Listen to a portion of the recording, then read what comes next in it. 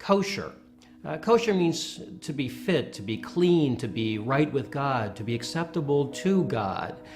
Growing up in a Jewish family, I would never have thought that I would come to the point where I could say that Jesus made me kosher. But you know what? He has. Jesus is the Messiah. He is the most Jewish of Jews. And believing in the Jewish Messiah, Jesus, is the most kosher thing any Jewish person can do. Kosher? Not so much. Before I came to understand that Jesus is the Messiah, my Jewish identity was missing something. I sensed that I wasn't close to God, and I felt spiritually empty.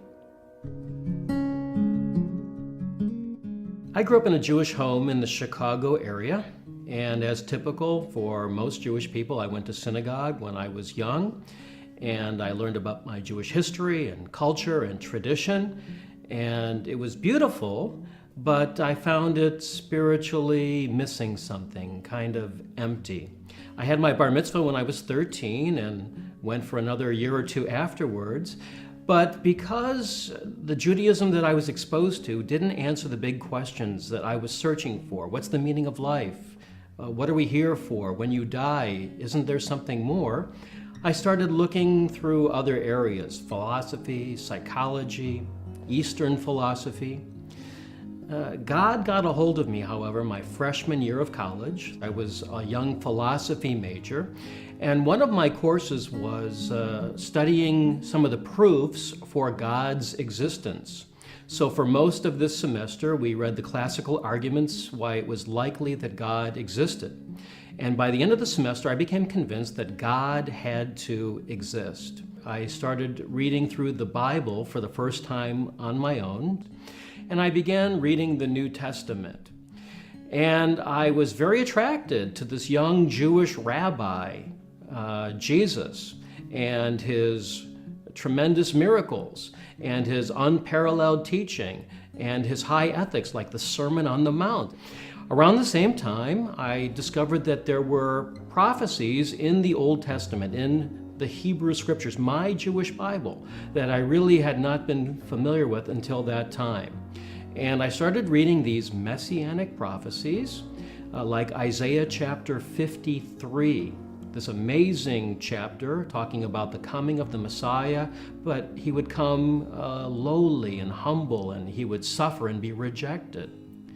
Well, as I kept reading the Bible and praying, it became very clear to me within a short period of time, about a 10-day period, that Jesus really was the Jewish Messiah and the Savior of the world, that he came into this world about 2,000 years ago, lived a flawless life, died on a cross to make atonement for the world, rose from the dead, ascended back to the right hand of God the Father in heaven, and was going to return to planet Earth, to Israel, to Jerusalem, to rule over Israel and the nations.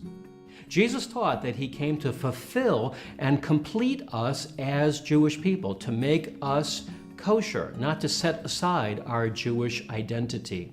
Jesus himself was and is a Jewish person. He's the King of the Jews. The apostles, his followers, were Jewish men. The New Testament was written by Jewish men, and when a Jewish person follows the King of the Jews, it's the most Jewish thing that any Jewish person can do. It doesn't matter what men say who are fallible. It doesn't matter what community leaders say. It matters what God says. It matters what the truth is. And the truth is that Jesus is the Messiah, the King of the Jews, and he can fulfill us and complete us in our Jewish identity. Jesus can and needs to make us kosher. My two-word story: kosher, kosher.